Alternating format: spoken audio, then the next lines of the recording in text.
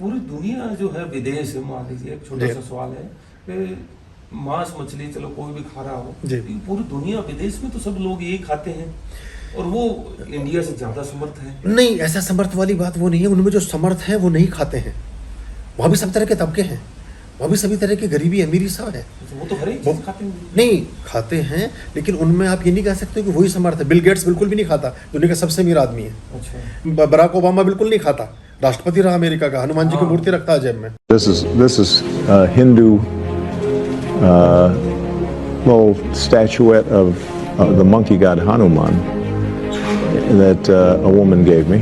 I carry these around all the time, and I'm not that superstitious, but it does remind me of all the different people that I've met along the way.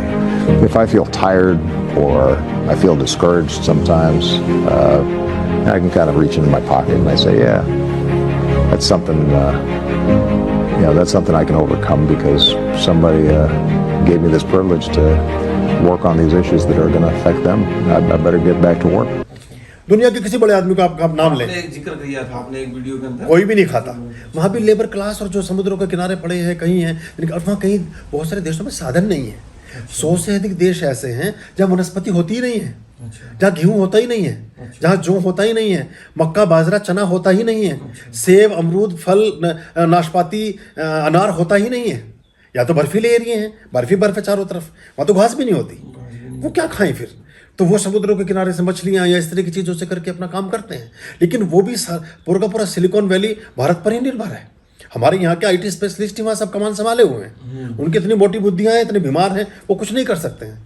America में American कुछ भी नहीं करते हैं, सब बाहर से गए हुए एक्सपर्ट से अमेरिका को चला रहे हैं। यूरोप में भी ऐसा ही है। तो ये मुसलमान कौन बहुत खाते हैं, क्रिश्चियन बहुत तो खाते हैं? नहीं खाते हैं, लेकिन इनका देखिए ना आप, जितने मिडिल ईस्ट, हिंदू में क्यों मतलब मान्यता आ रही है? नहीं, हिंदू चूंकि परम बुद्धिमान आदमी है, वो शुद्ध रहना चाहता है, उसने चेतना के उत्कर्ष को छुआ है।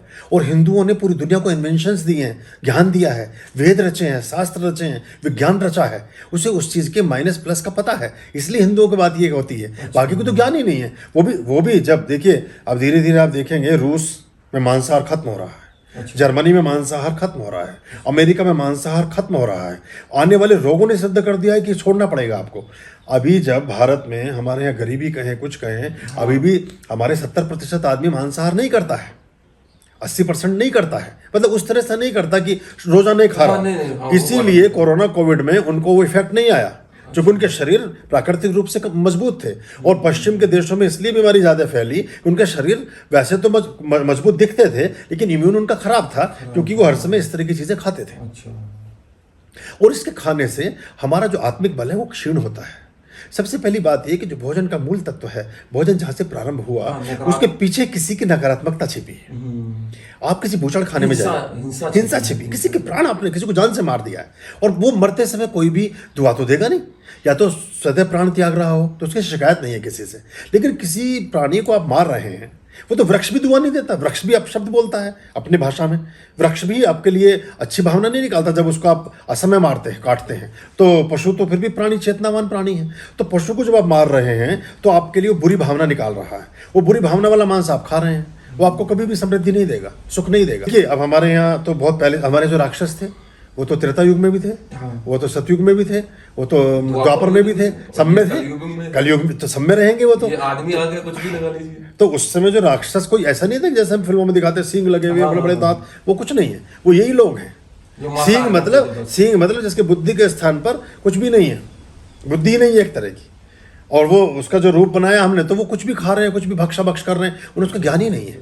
आप मुझे बताइए, जितने हॉस्पिटल पूरी दुनिया के हैं, पूरी दुनिया के, कोई भी अस्पताल किसी बीमार आदमी को जो ICU में एडमिट हो, जिसका हार्ट ऑपरेटेड हुआ हो, जिसके ब्रेन का ऑपरेशन हुआ हो, कोई भी गहरे गंभीर रोग से उसका इलाज चल रहा हो, कोई उसको बताता है कि चिकन खिलाओ, मटन खिलाओ? नहीं, ये नहीं बता। वो तो चावल बताएगा या दाल खिलाएगा, जूस, फल के वो ड्राई फ्रूट, रेशे, ऐसी ग्लूकोज की बोतल, ये सब बताएगा वो। फिर वो क्यों नहीं बताता हूँ? अगर उससे जीवन बच सकता होता तो इसका मतलब वो समझ रहे हैं कि खाने से और मर जाएगा जल्दी। तो ये हमारे समझ में नहीं आती। और ये बात कोई भी चिकित्सक दुनिया का किसी पैथी का, उन देशों में भी अगर आप दुबई में भी इलाज कराएंगे तो आपको सूप और वो शोरबा और जूसेस और इस सब की बात करेंगे। कि आप ये खाएं, भिगो के ये खाएं, दाल का पानी पिएं, रोटी के पापड़ खाएं। और जबकि दुबई में उनका खाना और है, वो सब शेक वगैरह और बीमार होने पे ये तो जो आपको सघन रूप से बीमारी में होते हुए आपके प्राणों को बचाने का भोजन है, वही तो भोजन फिर सबसे अच्छा है। लेकिन आदमी क्या सोचता है कि ये सब खाने की चीजें हैं और जीभ का स्वाद है गुरुजी। हाँ, बस वो हमारी भी बिरादरी में ये है कि अगर आप किसी को हलवा, रिश्तेदार को या कुछ भी पूरी 56 तरह के उसके आगे रख दीजिए, वो सब बेकार है। और एक तरफ एक कटोरी में अगर ये हड्डी रख दी आपने मुर्गे की, तो वो सही है, वो गलत हो गए सारे, क्योंकि वो उसी धारणा पे चले हुए हैं कि यही अच्छा है, यही है। एक बीच में कुछ समय ऐसा भी आया जब हमारे शारीरिक बल की आवश्यकता थी। पूर्वों ने अगर इस चीज को कहा, वो इसलिए कहा कि उस समय सारा का सारा दारो मदार आदमी के बाजुओं के बल पर था। आप तलवार उठा सकते हैं कि नहीं, आप कितनी लड़ाई लड़ सकते हैं कि नहीं, आपका पराक्रम किस लेवल का है, वो उससे ही आप जीत सकते थे विरोधियों को, शत्रुओं को काट सकते थे। अब जो महाराणा प्रताप अगर 160 किलो की तलवार उठा रहे हैं, तो वो बेचारे खीरे की सलाद खा के नहीं कर सकते। तो वो मांस को बढ़ाने के लिए मांस खाना पड़ता था, लेकिन अभी उसकी जरूरत नहीं है। अब तो पिस्तौल आपकी घंटी में लगा हुआ, आपने पिट किया, आदमी खत्म।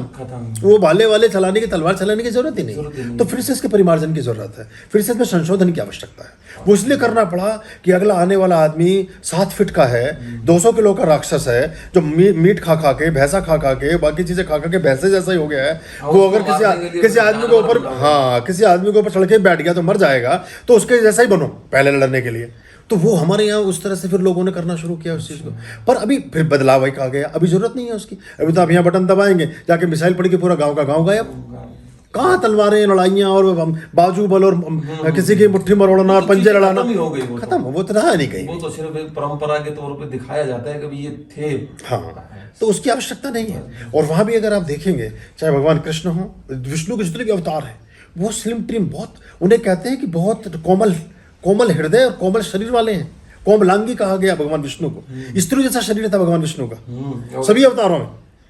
शायद 115 साल तक वो शायद 120 साल। 120 साल।